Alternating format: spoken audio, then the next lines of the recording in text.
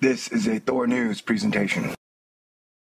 Thor News presents Comet C2012 S1 ISON and WTF Professional Science. Seriously, bro. Part 48, Total Conspiracy. Post-perihelion feelings. We've entered a new phase of this game, so allow me to set the stage for all those welcome to the party, pal people who have become awake and aware of this epic action adventure that has been Comet C2012 S1 ISON since the birth, or NASA announced it as Comet of the Century. Now that I've had a few moments to breathe, relax, look back, and attempt to reflect, let us recap the situation. A little while back, Comet ISON was set to pass Mars and the Epoxy Deep Impact spacecraft. But 5 minutes before Epoxy was supposed to take photos of Comet ISON, it went crazy and started flipping out and broke, died, and spun out into outer space. Then the government shut down. Then NASA went to put up Bryson, the balloon rapid response to ISON. That $11 million balloon camera broke the day they put it up. Apparently putting a camera on a balloon is very tough, so that $11 million won't even get the job done. Apparently it's way harder than landing a rover on Mars. And then, only 72 hours before perihelion, the Jet Propulsion Lab went fucking nutsola haywire, like a compass that had lost all sense of direction. The orbit originally started at not available. They didn't know. Origin unknown. Then eventually, they came out with a 10,000-year orbital timeline. I asked them how they got this, where they got this, but they never gave me an answer. And then a few days before perihelion, they came out with a 400,000-year plus orbital. And then within 24 hours, they came out with a new orbital, 582,666-year orbital. And then they changed it again. And then at a conference, some dude said a 1,000,000-year orbital. I tried to make a video about them changing the orbit, but they kept changing the orbit while I was trying to make the video about them changing the orbit. So then Thanksgiving came first, and then there was perihelion. They had a Hubble hangout with everybody's favorite astronomer, Phil Plait, Carl Batom's, and others. And apparently the same people who calculated the orbit and trajectory of ISON are the same people who figured out where to set the cameras. So there was a big hubbub and much ado about SDO is going to go out of its way to turn all the cameras to ISON so you could see her as she passed the sun if she made it. Well, apparently they all pointed their cameras, all of them, in the wrong direction. All the SDO cameras, which are close-ups of the sun.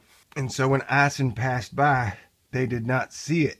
Asterisk, wink, wink, nudge, nudge, secret handshake. So then, because they didn't see it, they assumed it evaporated in the sun. They declared it dead. Phil Plait early, I guess he wanted to eat his turkey, declared it a dead comet, moved on. An ex-comet on Twitter. And the media, who had been silent on this story, picked it up real fast. They were declaring it dead all over the place.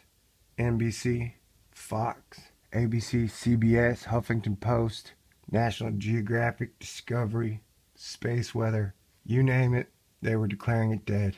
And then reports and photographs started to come out that, hey, look, something has survived. So they started to say, oh yeah, the nucleus is gone, so now all that's left is the debris field and the tail. And it looks like they were wrong about that too. They guessed that it was a headless comet. And I guess a headless comet is better than a headless marriage. What does that mean? I don't know. I never been married before. Okay. And that comet shot out the other side of the sun. Looked huge. Our flying V returned. The tails were not pointing at the sun. And this whole thing has just been weird, man. So this bizarre story only gets more bizarrer and could end up being the bizarrest. Everybody laughs at a shit show, but nobody laughs in a shitstorm. You know, professional science does not have an official public relations department, so we have to rely on people like Amy Mainzer, Phil Plait, Carl Batom for almost all of our information. Well, it looks like I finally rolled up on a good number with all the flowers and heat and the guard dogs in stone cold slumber. So here we go, back at it again, busting out information and high-fiving good friends to the end of the universe, back again. Alright, I'm going to let y'all connect the dots on this one.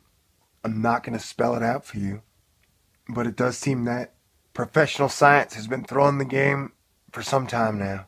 Sorry, I'm a little bit under the weather right now. Last night, like a total dumbass, I decided to stand in the field and watch the stars with the horses until like from like 2 in the morning till 5 in the morning. And I literally was frozen almost to death. Couldn't feel my fingers, my toes. Now I got the sniffles. It was just a dumb thing to do, man.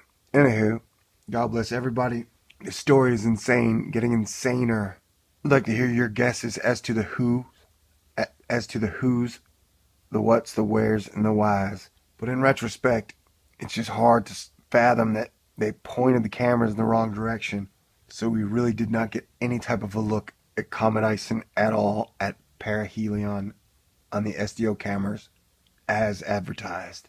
And then that whole song and dance about like ISON is dead, ISON is dead. Like how many mistakes can you make and still keep your reputation? I know that for guys like me or BP Earth, when we say something and we are wrong, people jump down our throats.